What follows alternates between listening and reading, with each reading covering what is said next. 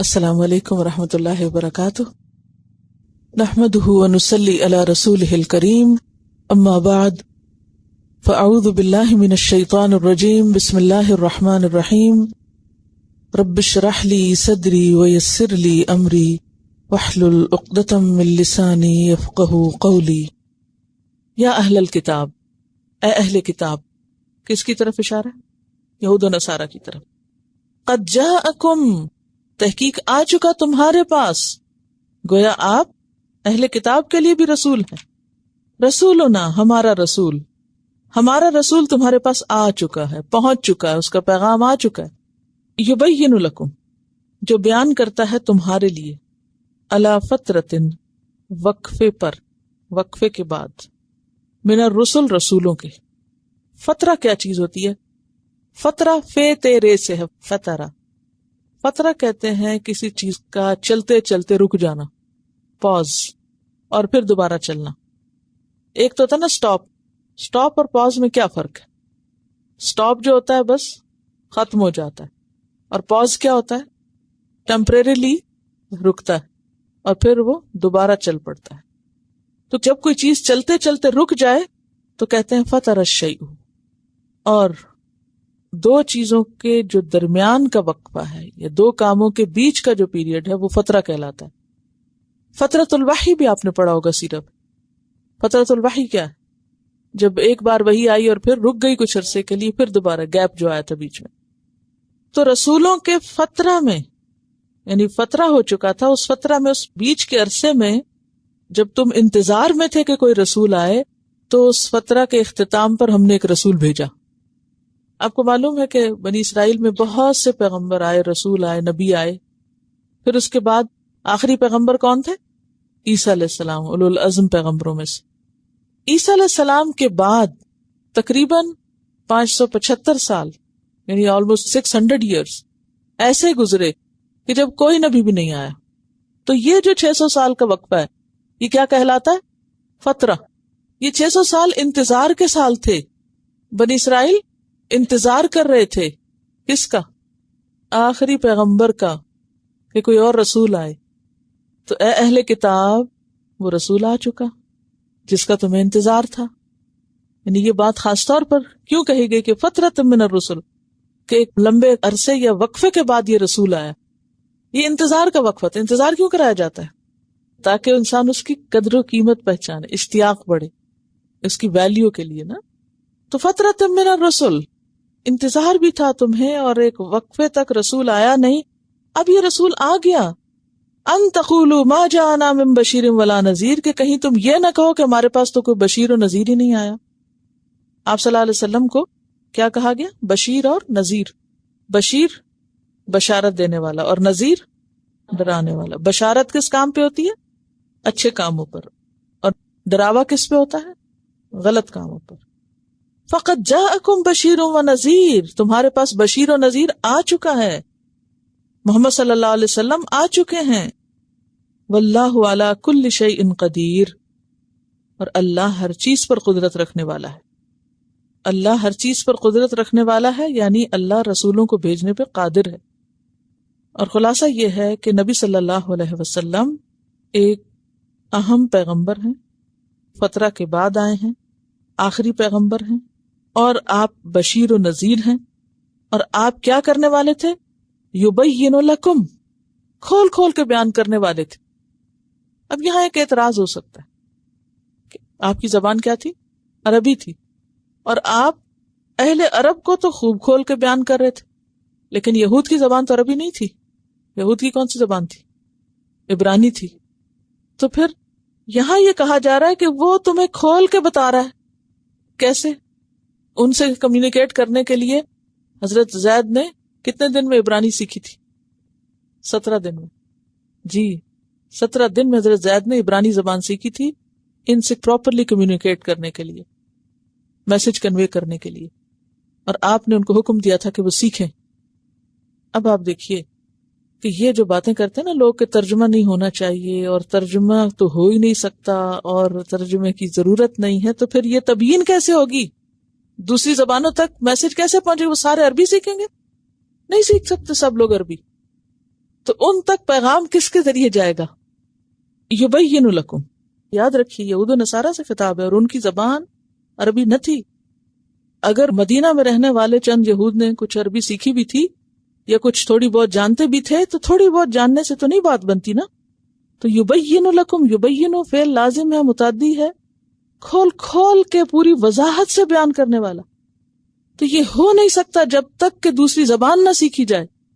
لہذا کوئی بھی وہ شخص جو دین کا پیغام پہنچانے کے لیے کوئی دوسری زبان سیکھے گا، جاپنیز سیکھے، چائنیز سیکھے، کورین سیکھے، وہ سراسر نیکی کا کام کرے گا اور بہت بڑا جہاد کرے گا. یعنی اگر کوئی اس نیت کے ساتھ کوئی زبان سیکھتا ہے کہ اس سے وہ اس قرآن کو، اس پیغام کو اس زبان تک منتقل کرے، عربی اس کو آتی ہے، اور پھر وہ زبان سیکھ کے اس زبان سے وہ اس قوم تک پیغام پہنچائے، تو وہ بھی پیغمبر کا وارث ہے. علماء انبیاء کے کیا ہیں؟ وارث ہیں. وہ اس ورثے کو وہاں منتقل کرنے والا ہے. آج آپ دیکھیے کہ لوگ دنیاوی اپنے پروفیشن کی خاطر ایک نہیں کئی زبانیں سیکھتے ہیں. کتنا ٹرینڈ عام ہو گیا ہے. یہاں پر فرینچ پہ بہت زیادہ ہے، پھر فرینچ کے علاوہ آپ دیکھیں کہ اسپینش، پھر اس کے علاوہ پولش، چائنیز، بہت سی اور زبانیں. یعنی ماضی کے کسی بھی دور کی نسبت آج کے دور میں سب سے زیادہ اس بات کا رجحان ہو گیا کہ اور زبانیں سیکھی جائیں. اور ضرورت بہت بن گئی کیونکہ دنیا کیا بن چکی ہے؟ Global village. اور اس ولیج کے لوگوں کو اب کیا چاہیے؟ ایک دوسرے سے کمیونیکیشن چاہیے. کس لیے؟ اپنا بزنس بڑھانے کے لیے، تجارتوں کے لیے، دنیا کے ٹیکنالوجی کے ٹرانسفر کے لیے، دنیاوی علوم کے لیے. تو کہاں ہیں دین والے جو اس غرض کے لیے کوئی زبان سیکھیں اور ایک حرف سیکھنے پہ ثواب کمائیں کہ اس زبان کے ذریعے اللہ کے دین کا پیغام وہاں تک پہنچے. اور یہ فریضہ بھی ہے، وہ جو ہے نا وَكَذَلِكَ جَعَلْنَاكُمْ أُمَّةً وَسَطًا لِتَكُونُوا شُهَدَاءَ عَلَى النَّاسِ. علی الناس کیسے ہو سکتے ہیں جب تک زبان نہ آتی ہو؟ تو کس قدر ضروری ہے دیگر زبانوں کا علوم. کہتے ہیں کہ 2008 میں اولمپک گیمز چائنا میں ہوں گی. اس کی وجہ سے بہت سے لوگوں نے یہاں پر چائنیز سیکھی اور وہاں کے لوگ انگریزی سیکھ رہے ہیں ایک کھیل کی خاطر. اور اس کی وجہ سے بے شمار جابز کریٹ ہوئی ہیں، یعنی ٹیچنگ جابز جو ہیں، زبان سکھانے پڑھانے والی. آرکیٹیکچر کے لیے آج کل جرمن سیکھنے کا بہت ٹرینڈ ہو رہا ہے کیونکہ بہترین کام ہوئے ہیں وہاں پر اس سلسلے میں. تو آپ دیکھیے کہ آج کل مسلمان بھی اس دور میں پیچھے نہیں ہیں، لیکن نیت کیا ہے، ارادہ کیا ہے؟ صرف دنیا کے تھوڑے سے فائدے کے لیے. اس سے آگے کوئی نہیں سوچتا، اس سے آگے کوئی نہیں دیکھتا کہ کوئی اور فریضہ بھی ہے ہم پر. اصل میں قوموں کو جب زوال آتا ہے نا تو وہ مقصد سے خالی ہو جاتی ہیں. جب مقصد سے خالی ہو جاتے ہیں تو پھر لوگ اسی طرح جینے لگتے ہیں جیسے اور دنیا کے لوگ جیتے ہیں، پھر ان کے اندر کوئی سنجیدگی نہیں ہوتی. تو یبین لکم پیغام ان کے لیے بھی ہے اور کھول کے بیان کرنے کی اس کو ضرورت ہے. اور کوئی بھی شخص جس طرح اپنی فرسٹ لینگویج میں سمجھتا ہے، پڑھتا ہے، جانتا ہے، اس طرح سیکنڈ لینگویج میں وہ چیز نہیں آتی. اگر آتی بھی ہے تو وہ احساسات نہیں اس کے ساتھ شامل ہوتے. فرسٹ لینگویج یعنی ماں کی جو زبان ہوتی ہے اس کے ساتھ احساسات اور جذبات بھی ڈیولپ ہوتے ہیں، ایک فیلنگ بھی ہوتی ہے، سمجھ اور انڈرسٹینڈنگ کا لیول بھی اور ہوتا ہے. تو اس لیے دوسروں کے ساتھ کمیونیکیٹ کرنے کے لیے ان کی زبان سیکھنا بھی ضروری ہے. تو یہ بھی تبلیغ کے لیے ایک ٹول ہے. جیسے پہلے زمانے میں جنگوں کے لیے ہتھیار ہوتے تھے نا، تو آج کے دور کے ہتھیار کیا ہے؟ نالج ایک ہتھیار ہے، علم ایک ذریعہ ہے، ٹول ہے، اور اس کا سیکھنا جہاد ہے. ہم نے جہاد کا صرف ایک ہی معنی جانا ہے، یہ بھی جہاد کی ایک قسم ہے. وَإِذْ قَالَ مُوسَىٰ، اور جب کہا موسیٰ علیہ السلام نے، لِقَوْمِهِ اپنی قوم سے. کون تھی ان کی قوم؟ بنی اسرائیل. یا قومی، اے میری قوم. کیا پیار کا انداز ہے، اے میری قوم، میری قوم، میری قوم، میرے لوگوں. اذکروا نعمت اللہ، اللہ کی نعمت یاد کرو. یہ پیغمبر کا انداز آپ دیکھیے. ایک داعی کیا کرتا ہے؟ قوم کو یا جس کو وہ دین کی طرف بلاتا ہے اس کو اپنا کہتا ہے، اپنا بناتا ہے، مانوس کرتا ہے، اور پھر اللہ کی نعمت یاد کراتا ہے. اور نعمت کیا ہوتی ہے؟ انعام، احسان. اے قوم اللہ کی نعمتیں تو گنو ذرا بیٹھ کے، یاد تو کرو. علیکم جو خاص تم پر ہوئیں، خصوصی طور پر کون سی نعمتیں؟ اذ جعل جب اس نے بنائے، فیکم تمہارے اندر، کیا؟ انبیاء بنائے، یعنی انبیاء بھیجے تمہارے اندر. انبیاء میں رسل بھی شامل ہیں. کیسے؟ ہر رسول نبی ہوتا ہے لیکن ہر نبی رسول نہیں ہوتا. ٹھیک ہے نا. وجعلکم اور اس نے بنایا تم کو، ملوکن بادشاہ، اس نے تم کو ملوک بنایا، تمہارے میں نبی بھیجے اور تمہیں ملوک بنایا. ملوک کس کا سمبل ہوتے ہیں؟ دنیا کا. اور انبیاء دین کا. یعنی دین میں بھی تمہیں ہائیسٹ رینک پہ رکھا کہ تمہارے اندر بے شمار انبیاء بھیجے، اور دنیاوی اعتبار سے بھی تمہیں بہت کچھ دیا کہ تم کو ملوک بنا دیا. اب یہ جو بات ہے نا، تمہیں ملوک بنایا، تو پھر سارے تھوڑی بادشاہ تھے. تو یہ کس معنی میں ملوک ہوئے؟ ملوک کس کی جمع ہے؟ ملک کی. داؤد اور سلیمان تو دو ان کے اندر ملوک تھے. اللہ تعالیٰ کہہ رہے ہیں تم سب کو ملوک بنایا ہے. انبیاء کے علاوہ ملوک کی بات ہو رہی. فرعون سے نجات پانے کے بعد ان کی جو معاشی حالت بہتر ہوئی تھی، صحرا میں بھی ان کو من و سلوہ دیا گیا، پھر اس کے بعد جو ان کی زمین واپس ملی اور ان کو عروج اور اقتدار ملا، اور پھر ان کے اندر داؤد اور سلیمان علیہ السلام جیسے پیغمبر آئے، تو یہ سب کیا ہے؟ ان کی دنیاوی عروج کی علامت. اور ویسے بھی آپ کو پتہ ہے کہ آپ صلی اللہ علیہ وسلم نے حضرت زید بن اسلم سے کہا تھا کہ جس کے پاس رہنے کے لیے گھر ہو، خدمت کے لیے خادم ہو، وہ ملک ہے، وہ بادشاہ ہے. یعنی ملک کیا ہے؟ اسٹیٹس سمبل ہے نا ملک، بادشاہ ہونا، اقتدار ملنا. تو جس کے پاس رہنے کو اپنا گھر ہے اور خدمت گار ہے تو وہ کیا ہے؟ اسٹیٹس والا ہے، ملک ہے وہ. تو جعلکم ملوکا، کس چیز کی طرف اشارہ ہوا؟ ان کے دنیاوی عروج کی طرف. یعنی دنیاوی نعمتیں بھی تم کو بہت دیں، یہ مراد ہے اس سے. اور یہ مانی ہوئی بات ہے کہ بنی اسرائیل پر اللہ نے بہت انعام کیے تھے، اور اپنے دور کے سب سے چنے ہوئے لوگ تھے جن کو اللہ نے اپنے دین کے لیے چنا تھا. ان کے اندر نبی بھی بھیجے اور ان کے اندر بادشاہت بھی رکھی، اور ان کو دنیاوی اعتبار سے بھی بہت کچھ دیا. سمندر پھاڑ کے ان کے لیے رستہ بنایا، فرعون کی غلامی سے نجات دی. پہلے غلام تھے نا، مملوک تھے، تو وہاں سے نکل کے وہ خود مالک بن گئے، حکومت دی، آزادی دی. ان کو اپنی زمین واپس ملی، ان کی حکومت لوٹ آئی تھی نا، اگر تاریخ یاد ہو کچھ. وَآتَاكُمْ اور دیا تم کو، مَا لَمْ يُؤْتِ أَحَدًا مِّنَ الْعَالَمِينَ جو جہان والوں میں سے کسی کو بھی نہیں دیا. تمہیں وہ کچھ دیا جو اور کسی کو نہیں ملا، اتنا کچھ تمہیں ملا. اب آپ دیکھیں کہ جس بندے کے پاس دین بھی ہو اور دنیا بھی ہو، اس سے خوش قسمت کوئی نہیں ہو سکتا. جس کو دین دنیا دونوں مل گئے. تو یہ سب سے بڑی نعمت ہے کہ انسان دنیا میں بھی کسی کا محتاج نہ ہو، مصیبت میں نہ ہو، اور دین بھی اس کے پاس ہو. تو یہاں پھر یعنی انہیں نعمتیں یاد کرائی جا رہی. اور پھر آپ یاد رکھیے کہ اس میں انبیاء کا ذکر پہلے ہے اور ملوک ہونے کا بعد میں ہے. لیکن اتنی نعمتیں پا کر بھی ان کا حال کیا تھا؟ ذرا حال دیکھیے. یا قومی، اے میری قوم، ادخلوا الارض المقدسہ، داخل ہو جاؤ مقدس زمین میں. آؤ مقدس زمین میں داخل ہو جاؤ. کون سی زمین مقدس تھی؟ فلسطین کی، جس میں موجودہ سیریا، جارڈن، فلسطین، یہ سب علاقے شامل تھے. یہ بلاد الانبیاء ہیں، بہت انبیاء اس علاقے میں آئے. اللہ نے اس علاقے کو خاص برکت عطا کی، جسے سورۃ بنی اسرائیل میں آتا ہے. کیا آتا ہے؟ سبحان الذی اسری بعبدہ لیلا من المسجد الحرام الی المسجد الاقصی الذی بارکنا حولہ، کہ مسجد اقصی جس کے آس پاس کو ہم نے برکت عطا کی تھی، اسی کی طرف اشارہ ہے. ارض مقدس، پاک سرزمین.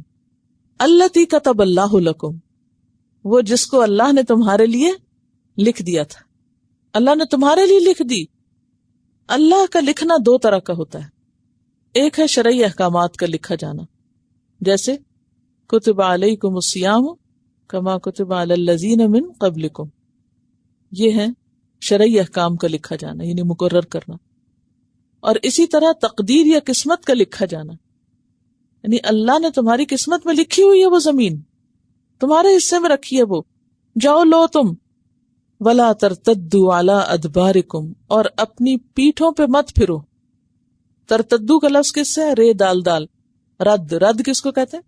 لوٹنا، پھرنا، پلٹنا۔ نہ واپس پلٹو، کس پر؟ عَلَىٰ أَدْبَارِكُمْ، اپنی پیٹھوں پر۔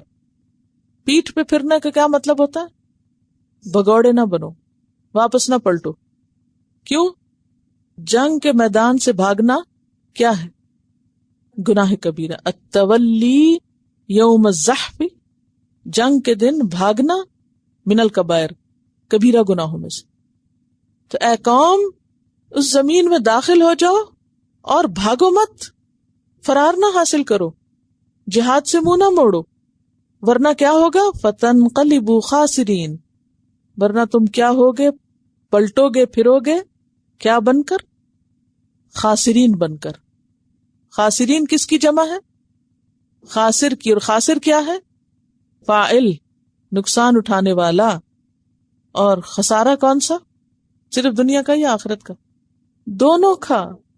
اس لیے کہ سرزمین فلسطین جو ہے وہ اس زمانے میں بھی چشموں کی اور پھلوں کی اور بہترین آب و ہوا کی زمین تھی، پیغمبروں کی زمین، بابرکت زمین۔ تو تم اس بابرکت زمین سے منہ موڑ لو گے، اس کو حاصل نہیں کرو گے۔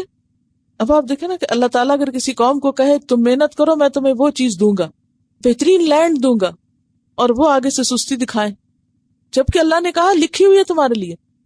یہ بالکل ایسے ہی ہے نا جیسے کوئی اپنے کسی بچے سے کہے کہ دیکھو وہ فلاں گھر تمہارے نام لکھ دیا ہے، بس اس کے لیے شرط یہ ہے کہ تم یہ پڑھو پہلے، یا یہ کام کرو، یا محنت کرو، تو وہ کہے کہ یہ تو مجھ سے نہیں ہوتا۔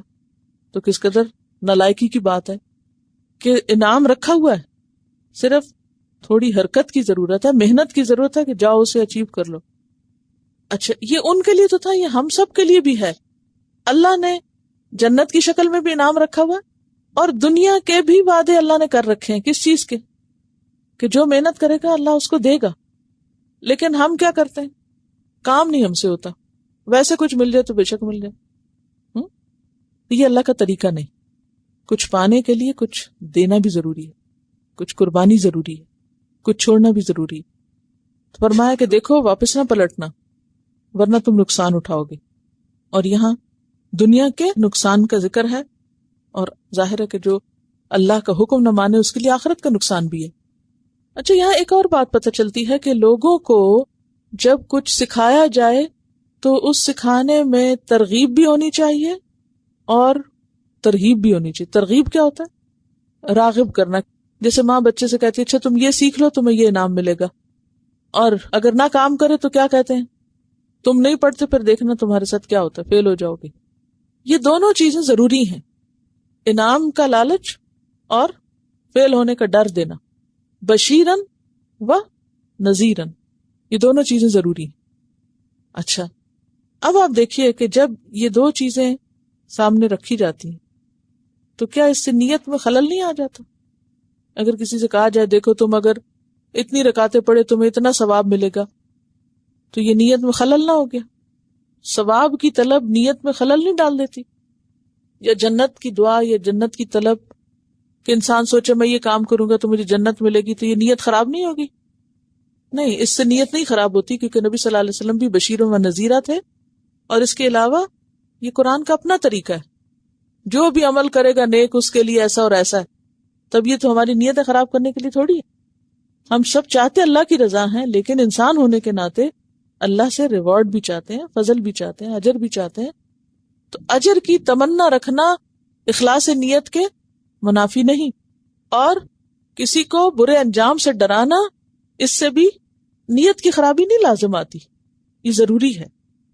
تو خلاصہ کیا ہے؟ خلاصہ یہ ہے کہ معلم کو یا داعی کو یا سب سے بڑھ کر ایک پیغمبر کو لوگوں کو صحیح رستہ دکھانے کے لیے ایسی بات کرنی چاہیے جس سے دلوں میں شوق بھی آئے، اور اس کے ساتھ ساتھ غلط کاموں سے بچنے کے لیے بھی کہنا چاہیے، ڈرانا بھی چاہیے۔ لیکن دیکھیے کہ انہوں نے کیا کیا۔ قالوا یا موسیٰ، کہنے لگے اے موسیٰ، ان فیہا قوما جبارین، اس میں تو بڑے ظالم لوگ رہتے ہیں، اس میں بڑے سخت لوگ رہتے ہیں. کس میں؟ اس بستی میں، فلسطین میں. کون تھے وہ؟ عمالقہ. پیچھے پڑ چکے ہیں آپ. عمالقہ بہت جان والے لوگ تھے، بہت طاقتور لوگ تھے، کہتے بڑے ٹال بھی تھے. عربی میں کھجور کا وہ درخت جو مضبوط اور ٹال ہو اور زیادہ پھل دے اس کو کیا کہتے ہیں؟ نخلۃ جبارہ. تو جابر کہتے ہیں اس کو جو زور آور بھی ہو اور لمبا بھی ہو اور اونچا بھی ہو. ٹھیک ہے، جبروت اور طاقت، یعنی بڑے قد آور لوگ ہیں، اور ہم تو ان کے مقابلے میں کچھ بھی نہیں ہیں. اور آپ دیکھیے کہ موسیٰ علیہ السلام ان کو کیسے خطاب کرتے ہیں، یا قومی، اے میری قوم. اور وہ کیسے خطاب کرتے ہیں اپنے پیغمبر کو؟ یا موسیٰ. کیا پتہ چلتا ہے اس سے؟ یہ محبت کا خطاب ہے یا موسیٰ؟ نہ اس میں عزت ہے نہ محبت ہے. اسی لیے آپ دیکھیے کہ صحابہ کو یا محمد کہنے سے روکا گیا تھا، نام کے ساتھ، ذاتی نام کے ساتھ بلانے سے منع کیا گیا تھا، کیونکہ اس میں رسپیکٹ نہیں ہوتی. ٹھیک ہے. اسی سے پھر اسلامی کلچر میں عام طور پر کیا ہوتا ہے، بڑوں کو کس سے پکارتے ہیں؟ ان کے ناموں سے، کسی رشتے سے، کسی ادب کے لفظ سے، ایسے ہی پکارتے ہیں نا. والدین کا نام نہیں لیتے عام طور پر، والدین کو نام سے تھوڑی پکارتے، نہیں پکارتے نا. جی ماڈرن سوسائٹی کا تو کیا کہنا. اب مشکل یہ نا، ہمارے آئیڈیل وہ ہو گئے، ہم ان سے زیادہ متاثر ہیں، ہمارے ویلیوز بدل گئے ہیں نا. تو یہاں پر آپ دیکھیے کہ وہ کیا کہتے ہیں، یا موسیٰ. آپ کو معلوم ہے کہ یا محمد کون کہتے تھے؟ بدو لوگ کہتے تھے. اللہ سبحانہ وتعالیٰ نے اپنی کتاب میں منع کر دیا، لا تجعلوا دعاء الرسول بینکم کدعاء بعضکم بعضا. نہ تم پکارو رسول کو کس طرح؟ جیسے تم آپس میں ایک دوسرے کو پکارتے ہو. یعنی ہم عمر لوگ جیسے ایک دوسرے کا نام لے کے پکارتے ہیں، قرآن پاک میں منع کیا گیا کہ نام لے کے مت پکارو. لیکن ہم یہاں کیا دیکھتے ہیں، بنی اسرائیل میں نام لے کے پکارتے تھے، یا موسیٰ. لیکن صحابہ کرام میں سے کوئی آپ کو یا محمد کہتے ہوئے اس طرح نہیں ملے گا. وہ کیا کہتے تھے؟ یا رسول اللہ، اے اللہ کے رسول صلی اللہ علیہ وسلم، یا نبی اللہ. یعنی بہت ادب سے، احترام سے، عزت سے. یہی چیز پھر آگے چلتی رہی. پھر اگلی نسلوں میں بھی یہی چیز رہی مسلمانوں میں، کہ اپنے بڑوں کو وہ نام سے نہیں پکارتے تھے. اور بڑوں میں ماں باپ بھی ہوتے ہیں، دادا وغیرہ بھی ہوتے ہیں، نانا، دادا، نانی، دادی. اسی طرح عمر میں جو بھی رشتے بڑے ہیں، مثلا خالہ، ماموں. پھر اسی طرح رشتہ داروں کے علاوہ باقی لوگ، اگر کوئی عمر میں بڑا بزرگ ہے، کسی کو خالہ کہہ دیا، کسی کو چچا کہہ دیا، کسی کو کچھ کہہ دیا. ٹھیک ہے نا. اچھا، اسی طرح استاد، تو استاد کو بھی نام لے کے نہیں بلانا چاہیے. ٹھیک ہے نا. تو کوئی بھی ہو جو عمر میں بڑا ہو یا درجے میں بڑا ہو، تو اس کو کسی ایسے لفظ سے بلانا چاہیے کہ جس میں رسپیکٹ ہو. تو قالوا یا موسیٰ ان فیہا قوما جبارین، اس میں تو بڑے جابر لوگ رہتے ہیں. یہ ان کی جفا تھی. جفا کیا ہوتی؟ جفا کا لفظ جو ہے اردو کا لفظ ہے. جفا سختی کے معنوں میں، سختی، روکھا پن، بے مروت ہونا. بے مروتی جس کو کہتے ہیں نا، کوئی مروت نہیں تھی ان لوگوں میں. تو وہ کہتے ہیں یا موسیٰ. اور ہر جگہ آپ دیکھیں قرآن پاک میں یا موسیٰ دلنا، ہر جگہ یہی پکارتے نظر آتے ہیں، کہیں بھی کوئی عزت کا خطاب نہیں. اور صاف کہتے ہیں وہ انا لن ندخلھا، اور بے شک ہم تو ہرگز بھی داخل نہیں ہوں گے، ہم بالکل نہیں اس میں جائیں گے. حتی یخرجوا منہا، یہاں تک کہ وہ وہاں سے نکل جائیں. اب آپ خود سوچیں کہ جب کوئی قوم کہیں سے نکل جائے اور آپ وہاں جا کے داخل ہو جائیں، تو ایسی جگہ کون نہیں داخل ہونا چاہے گا؟ پھر آپ کا کیا کمال ہے؟ یعنی کس قدر ناسمجھی کی بات ہے. ان کیسا مطالبہ ہے کہ ہم نہیں وہاں جائیں گے، ان کو وہاں سے نکال دیں. فَإِن يَخْرُجُوا مِنْهَا، پھر اگر وہ وہاں سے نکل جائیں گے، فَإِنَّا دَاخِلُونَ، تو ہم داخل ہو جائیں گے. یعنی کس قدر مطلبی لوگ ہیں نا، کچھ نہ کرنے والے. ایک طرف بزدلی بھی ہے اور دوسری طرف نکما پن بھی. ہم نہیں کچھ کرنے والے، تو اگر وہ نکل جائیں تو پھر تمہاری جنگ کس سے ہوگی؟ خلاصہ کیا ہے کہ بنی اسرائیل کی پھر یہاں تھوڑی سی خصلت بیان کی گئی. قاسیت القلب تھے نا، سنگ دل لوگ تھے، سخت دل قسم کے لوگ. اور سخت دل لوگ جو ہوتے ہیں بے حس لوگ جو ہوتے ہیں ان کو کسی کی عزت ادب احترام کی کچھ پرواہ نہیں، فکر نہیں، اور اس کے ساتھ ساتھ بزدل بھی ہیں کہ کسی مقابلے کی کوئی ہمت نہیں، اور ناسمجھ بھی ہیں کہ ایسے مطالبے کہ وہ سارے شہر سے نکل جائیں، خود ہی کیسے نکل جائیں، جا کے نکال لو۔ تو یہ زوال یافتہ قوم کا کیریکٹر اسی طرح ہوتا ہے۔ قال رجلان، لیکن ان میں کچھ اچھے لوگ بھی ہمیشہ ہوتے ہیں۔ یاد دیکھیے اعتدال ہے قرآن کا۔ قال رجلان، دو لوگ بولے اس میں سے۔ اب بعض نے ان کا نام یوشع بن نون اور کالب بتایا ہے، لیکن ضروری نہیں کہ ہمیں نام پتا ہو، نام نہ بھی پتا ہو تو کوئی بات نہیں، کیونکہ اصل چیز کیا ہے؟ نام نہیں ہے، اصل چیز کام ہے، جو انہوں نے کہا وہ اہم ہے۔ قال رجلان، دو لوگوں نے کہا، من الذین، ان لوگوں میں سے، یخافون، جو ڈرتے تھے، کس سے؟ اللہ سے ڈرنے والے۔ انعم اللہ علیہما، اللہ نے ان دونوں پر انعام کر رکھا تھا۔ کیا انعام تھا ان پر اللہ کا؟ یہاں کس چیز کو اللہ کا انعام کہا جا رہا ہے؟ اللہ کے ڈر کو۔ تو گویا جس کے دل میں اللہ کا ڈر ہو تو اس پر اللہ کا انعام ہے۔ تو اب نعمت کا ایک اور معنی پتہ چل گیا نا آپ کو۔ نعمت کسی اچھی چیز کا ملنا بھی ہے، نعمت کسی تکلیف کا ٹل جانا بھی ہے، اور نعمت دل میں اللہ کا ڈر ہونا بھی، اور اچھا اخلاق اور اچھا کردار ہونا بھی۔ اور یہ سب سے بڑی نعمت ہے۔ خوش قسمت ہے وہ شخص جس کے دل میں اللہ کا ڈر ہو، تقویٰ ہو، کیونکہ وہ تو ہر برائی سے بچنے کی کوشش کرے گا نا۔ پھر وہ کہنے لگے، ادخلوا علیہم الباب، داخل ہو جاؤ ان پر دروازے سے، جاؤ اس بستی کے دروازے سے اندر چلے جاؤ۔ یہ انہوں نے کیسے کہا؟ یہ انہوں نے ایک ترکیب بتائی کامیاب ہونے کی، اور بعض روایات میں یہ آتا ہے کہ انہوں نے سارے حالات کی خبر لی تھی کہ کس وقت کیسے بستی میں داخل ہوا جا سکتا ہے، کہ جب اہل شہر غفلت میں پڑے ہوئے ہوں تو یہ جا کے داخل ہو جائیں، قابض ہو جائیں۔ فَإِذَا دَخَلْتُمُوهُ، پھر جب تم اس میں داخل ہوگے، فَإِنَّكُمْ غَالِبُونَ، تو بے شک تم ہی غالب آ جاؤ گے، تم چھا جاؤ گے، جاؤ تو صحیح، چلو تو۔ وَعَلَى اللَّهِ فَتَوَكَّلُوا، اور اللہ پر پس توکل کرو، ان کنتم مؤمنین، اگر ہو تم مومن۔ یہ ہے توکل، کہ پہلے دروازے سے داخل ہو، کوشش کرو، اور پھر اللہ پہ بھروسہ کرو اگر تم مومن ہو۔ آپ دیکھیے کہ توکل اور ایمان ساتھ ساتھ آتے ہیں۔ اس سے کیا پتہ چلتا ہے؟ توکل ایمان کی نشانی ہے۔ اگر کوئی مومن ہے تو اس کے اندر لازماً توکل ہوگا، اور توکل کا لیول کتنا ہوگا؟ جتنا ایمان زیادہ ہوگا۔ توکل کا زیادہ یا کم ہونا ایمان پر مبنی ہے، جتنا زیادہ ایمان ہوگا اتنا زیادہ توکل ہوگا، جتنا کم ایمان ہوگا اتنا کم توکل ہوگا۔ اور توکل کا کیا معنی ہوتا ہے؟ سچا اعتماد، صدق الاعتماد، اللہ پر سچا بھروسہ، پورا بھروسہ۔ اگر سچا اعتماد یاد کر لینا، اور خائن کون ہوتا ہے؟ ناقابل بھروسہ۔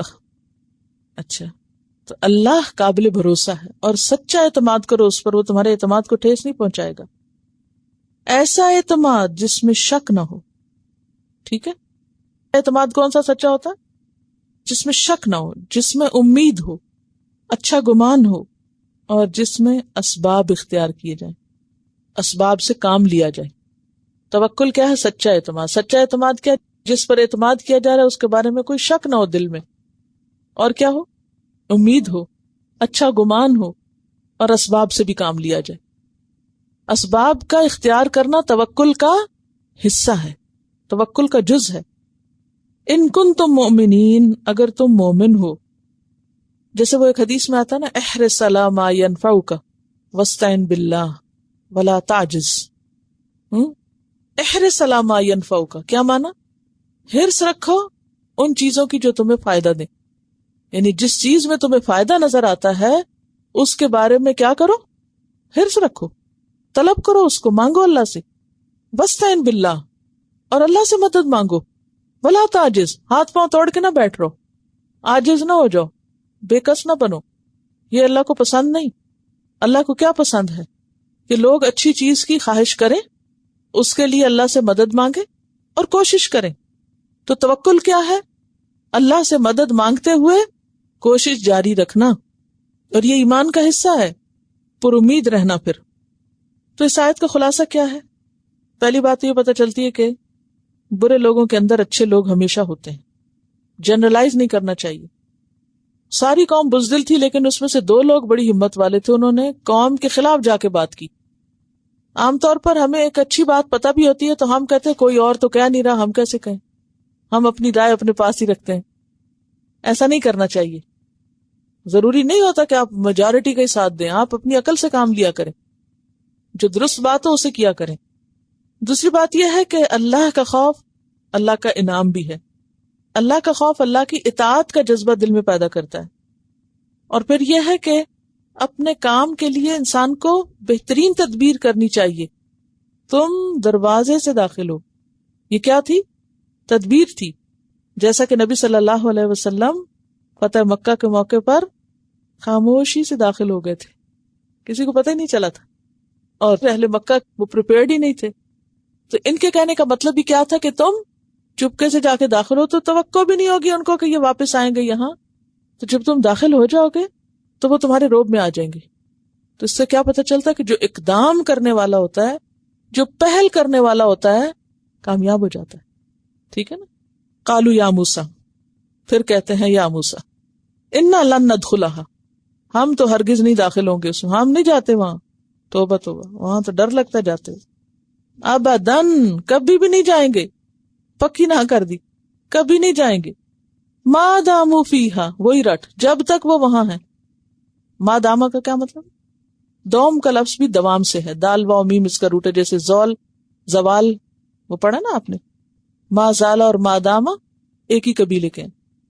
ما داموا فیہا، جب تک وہ اس میں ہیں. کون ہے؟ امالکہ. کہاں ہیں؟ فلسطین میں. فاذهب انت، جاؤ تم، وربک، اور تیرا رب جائے. فقاتلا، تو دونوں جا کے لڑو. انا، بے شک ہم، ہا ہونا، یہیں ہیں، قائدون، بیٹھے ہوئے. ہم یہیں بیٹھے ہیں، تم جاؤ، تمہارا رب جائے، وہ جا کے لڑیں، ان کو وہاں سے نکالیں. جب وہ نکل جائیں گے پھر ہمیں بلا لیں، ہم آنے کو تیار ہیں، آ جائیں گے ہم. اتنی آپ سوچی کیا کردار ہے، کیا کیریکٹر ہے. اب یہ دیکھیے کہ انتہائی غیر مہذب گفتگو بھی ہے نا. تو خلاصہ یہ ہے کہ ان لوگوں کے دلوں میں اللہ سے زیادہ لوگوں کا خوف سمایا ہوا تھا. دوسری بات یہ کہ یہ اللہ کے لیے کوئی قربانی نہیں کرنا چاہتے تھے، کوئی مشکل نہیں دیکھنا چاہتے تھے، کسی مشکل کا سامنا نہیں کرنا چاہتے تھے. اور آپ کو معلوم ہے اس کے برعکس جب بیعت عقبہ ہوئی تو انصار مدینہ نے کیا کہا؟ ہم ہر اس چیز سے آپ کی حفاظت کریں گے جس سے ہم اپنے بچوں کی کرتے. ہم جنگجو لوگ ہیں، ہم ضرب و حرب جانتے ہیں، ہتھیار ہمارا کھلونا ہے، ہم جائیں گے ساتھ. یہ تھے ساتھی کس کے؟ محمد صلی اللہ علیہ وسلم کے. ان لوگوں نے محمد صلی اللہ علیہ وسلم کا ساتھ دیا، اور موسیٰ علیہ السلام کے ساتھیوں نے کس طرح اذیت دی. جنگ بدر کے موقع پہ کیا ہوا تھا یاد ہے آپ کو؟ جب آپ نے صحابہ سے مشورہ کیا تھا اور آپ صرف 313 تھے، تھوڑے لوگ تھے، تو اس کے باوجود صحابہ نے کیا کہا تھا؟ یا رسول اللہ صلی اللہ علیہ وسلم، ہم آپ کو اس طرح نہیں کہیں گے جس طرح موسیٰ علیہ السلام کی قوم نے موسیٰ سے کہا تھا. آپ ہمیں سمندر میں بھی کودنے کو کہیں تو ہم تیار ہیں، آپ جہاں ہمیں بھیجیں گے ہم چلیں گے، جہاں لے جائیں گے، جو کہیں گے کریں گے. تو اس سے نتائج بالکل مختلف ہو گئے. قال، موسیٰ علیہ السلام بولے، ربی، اے میرے رب، انی، بے شک میں، لا املک، میں نہیں مالک، الا نفسی، مگر اپنی جان کا، واخی، اور اپنے بھائی کا. میرا بس میرے اپنے اوپر اور میرے بھائی پہ ہی چلتا ہے، ہارون علیہ السلام.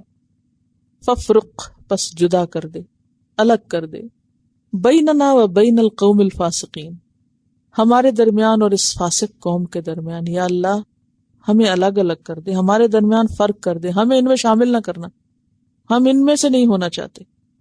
یہاں فاسق کس کو کہا گیا؟ بنی اسرائیل کو. کیوں؟ کس وجہ سے؟ بات نہیں مانتے تھے، منمانی کرتے تھے، اطاعت نہیں کرتے تھے. تو اطاعت نہ کرنا کیا ہے؟ فسق. اور ایسی دعا مانگی جا سکتی ہے؟ جی ہاں، مانگی جا سکتی ہے، کیونکہ قبول ہو گئی تھی یہ دعا موسیٰ علیہ السلام کی. اب آپ دیکھیں کہ اس سے زیادہ غیر مہذب انداز اور بالکل مایوس ہم کبھی بھی بالکل بھی نہیں جائیں گے ہی نہیں. کریں گے نہیں.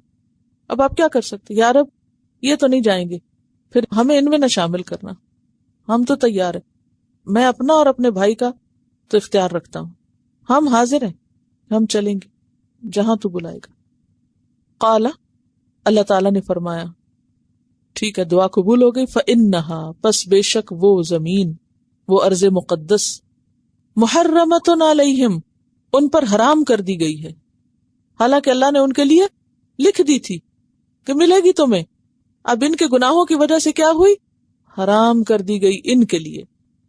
یعنی اگر تم نہیں اٹھتے، نہیں جاتے، نہیں عمالقہ کو باہر نکالتے تو پھر بیٹھے رہو یہیں صحرا میں 40 سنہ، 40 سال اب داخل نہیں ہو سکو گے.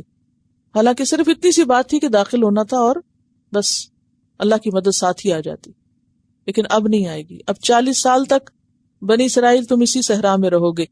یتیہون فی الارض، یتیہون، تیہ کا میدان تھا نا، تے یہ ہے زمین میں گھومتے پھرتے رہو گے، مارے مارے پھرتے رہو گے، حیران و پریشان رہو گے، یہیں آوارہ گردی کرو گے، یہیں خوار ہوگے. فلا تأسا، پس نہ تم غم کرو. کس کو کہا گیا؟ موسیٰ علیہ السلام کو. تم مت غمگین ہو علی القوم الفاسقین، فاسق لوگوں پر، فاسق لوگوں کے بارے میں غم نہ کھاؤ، ان نافرمانوں پہ مت کڑو. سوال یہ پیدا ہوتا ہے کہ 40 سال کی بات کیوں کی گئی؟ تاکہ پوری جنریشن تبدیل ہو جائے عملی طور پر. اور اس 40 کے لفظ میں بڑا سبق ہے، بہت بڑی خوشخبری. 40 سال میں قوم کا پورا مزاج بدلا جا سکتا ہے. یعنی اگر کوئی بھی قوم اپنا حال بدلنا چاہتی ہے تو اسے کم از کم 40 سال کام کرنا ہوگا، اس سے کم پہ نہیں بات بنے گی. یعنی بنی اسرائیل جو وہاں سے آئے تھے نا مصر سے غلامیوں میں رہ کے، وہ ساری جنریشن کرپٹ تھی، کوئی بات ماننے والی نہیں. ایسے قوم، ان کی اصلاح کے لیے 40 سال لگیں گے. کیسے؟ آہستہ آہستہ ان کے بڑے رخصت ہوں گے، اور جو آئندہ آنے والی جنریشن ہے اس کی اصلاح کرو. 40 ایئرس کام کرنا ہوگا. 40 سال بعد نئی جنریشن آئے گی جو صحرا میں پلے گی، جن کی ڈائریکشن درست ہوگی، جن کی زندگی میں کوئی پرپز ہوگا، اور وہ اس زمین میں داخل ہو جائیں گے. پاکستان بنے کتنے سال ہو گئے؟ اگر ڈے 1 سے جب سے آزادی ملی تھی وہ کام کرتے جس کے لیے آزادی لی تھی، وہ کام کرتے، پھر تو کوئی نتیجہ بھی نکلتا. جب وہ مقصد ہی بلا دیا، وہ کام ہی نہیں کیا، تو محض باتوں سے تو نہیں تقدیر بدلتی. چائنا نے ترقی کتنے عرصے میں کی، جاپان نے کتنے عرصے میں کیا. آپ دیکھیں ورلڈ وار 2 کے بعد جاپان کا حال کیا تھا. ملیشیا نے ترقی کتنے عرصے میں کی. تو 40 سال کام کرنے کی ضرورت ہے. اللہ تعالیٰ نے ایسے نہیں کہ کوئی لفظ اٹھایا اور کہا اچھا چلو 40 سال کا کہہ دے. اللہ کے ہر لفظ میں حکمت ہے، اور ہر لفظ کے اندر ہمارے لیے سبق ہے. وقت کی تحدید کر دی 40 ایئرس، اور 40 کا لفظ بھی 7 کی طرح استعمال ہوتا ہے. جیسے پیغمبروں کو نبوت 40 سال میں ملی. 40 سال میچورٹی کی عمر ہوتی جس میں انسان کی عقل پختہ ہو چکی ہوتی ہے. تو یہاں پر ہم دیکھتے ہیں کہ اللہ سبحانہ وتعالیٰ نے دعا قبول کر لی اور موسیٰ علیہ السلام کو تسلی دی جا رہی ہے. آپ دیکھیں موسیٰ علیہ السلام کا دل کیا ہوگا نا اس وقت. حالانکہ موسیٰ علیہ السلام انتہائی قوی انسان ہے، اولو العزم پیغمبروں میں سے ہے، انتہائی سخت جان ہے، جسمانی اعتبار سے بھی بہت قوی ہے. ایک گھونسے سے وہ شخص مر گیا. اور آپ کو معلوم ہے کہ جب موسیٰ علیہ السلام کی موت آئی تھی اور فرشتہ جب جان لینے کے لیے آیا تو موسیٰ علیہ السلام نے بس ایک ہاتھ مارا تھا تو اس کی آنکھ پھوٹ گئی تھی. اب سوال یہ پیدا ہوتا ہے کہ کیا فرشتے کا کوئی جسم ہوتا ہے؟ تو بات یہ کہ جیسے ابراہیم علیہ السلام کے پاس فرشتے کس شکل میں آئے تھے؟ انسانی شکل میں. اور اسی طرح موسیٰ علیہ السلام کے پاس انسانی شکل میں فرشتہ آیا تھا، یعنی ملک الموت جو ہے. تو جب انسانی شکل میں آیا تو پھر اس کے ساتھ معاملہ جو کیا گیا وہ بھی ویسا ہی تھا، اور اس کے اوپر جو اثر ہوا وہ بھی ایسا ہی تھا جیسے ایک انسان کے اوپر. یہ ضرور قرآن پاک میں آتا ہے کہ فرشتے اپنے رب کے خوف سے ڈرتے ہیں. یسبح الرعد بحمدہ والملائکۃ من خیفتہ. تو فرشتے جیسے بولتے بھی ہیں ایسے خوف بھی کھاتے ہیں، بلکہ ایک اور روایت سے پتہ چلتا ہے کہ وہ کانپتے بھی ہیں، اور جب حکم کو نازل ہوتا ہے تو اس وقت اس کو محسوس بھی کرتے ہیں. تو فرشتوں کے بھی بعض اعمال موجود ہیں، یعنی ان کی خوشی اور غم اور اس طرح کی چیزیں، یعنی مکمل طور پر جذبات سے عاری نہیں ہیں فرشتے بھی. لیکن آپ دیکھیے کہ اس قدر جاندار اور اتنی زبردست پرسنالٹی والے کو اس قوم نے کس قدر تنگ کر دیا تھا کہ آپ غمگین ہو گئے تھے. تو اللہ تعالیٰ نے دل جوئی کی، فلا تأسى على القوم الفاسقین، فاسق لوگوں میں مت غم کرو، کیونکہ پیغمبر کا کام کیا ہے؟ پیغام پہنچانا. بہت سارے لوگ جب دین کا کام کرتے ہیں یا کسی کو سکھاتے ہیں اور ایک دو دفعہ کوئی بات کہیں اور لوگ نہ مانے تو وہ کیا کرتے ہیں؟ بد دل ہو کے بیٹھ جاتے ہیں، کام چھوڑنے کا سوچنے لگتے ہیں، ناراض ہونے لگتے ہیں، ایک دم مایوس ہونے لگتے ہیں، یا پھر لوگوں کے ساتھ بد اخلاقی شروع کر دیتے ہیں. بعض لوگوں سے ملاقات کا ایسا اتفاق ہوا کہ ایک لمبے عرصے تک دین کا کام کرنے کے بعد ان کے مزاج کے اندر ایک خاص قسم کی سختی اور تلخی آ گئی. بھی کیوں تلخی آئی؟ بھی اتنے سالوں سے لوگوں کو سمجھا رہے ہیں، لوگ نہیں سمجھ رہے، بھی نہ سمجھے نہیں سمجھتے. لوگوں کا معاملہ اللہ کے ساتھ ہے، آپ کیوں ہلاک ہو رہے ہیں؟ فذکر انما انت مذکر لست علیہم بمسیطر. آپ نصیحت کریں، آپ ان کے اوپر داروغہ نہیں ہیں، نہیں مانتے نہ مانے. تو کام کرنا فرض ہے، لیکن نتائج اللہ کے ہاتھ میں. ہدایت کون دیتا؟ اللہ دیتا. یہدی بہ اللہ من اتبع رضوانہ سبل السلام ویخرجہم من الظلمات الی النور باذنہ. جب تک اللہ کا اذن نہ ہو ہدایت نہیں ملا کرتی. تو کہا یہ جاتا ہے کہ میدان تیہ میں وہ 40 سال تک پھر صرف گھومتے رہے. سویرے اٹھتے تھے، چلنا شروع کرتے تھے، شام کو پھر وہیں پہنچے ہوتے تھے، پھر چلتے رہے. ترتیب یوں تھی کہ یہ وہاں سے آئے اور پھر موسیٰ علیہ السلام نے آ کے ان کو تیہ میں ٹھہرایا. وہاں سے موسیٰ علیہ السلام کہاں گئے؟ تورات لینے کے لیے گئے، پھر واپس آئے. اس دوران انہوں نے کہا کہ ہمیں یہ چاہیے، وہ سب چیزیں مل گئی. پھر کہا اچھا اب یہ مل گیا ہے، آپ اپنی زمین پہ چلو، یہاں رہنے تھوڑی آئے تھے. دیکھیں نا بنی اسرائیل وہاں سے کیوں نکلے تھے؟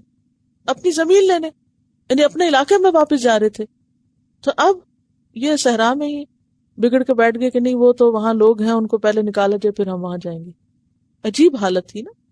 تو یہ جو انتظام تھا نا کھانے پینے کا وہ تو فوری ہو گیا تھا نا. وآخر دعوانا ان الحمد للہ رب العالمین. سبحانک اللہم وبحمدک نشہد ان لا الہ الا انت نستغفرک ونتوب الیک. السلام علیکم ورحمۃ اللہ وبرکاتہ.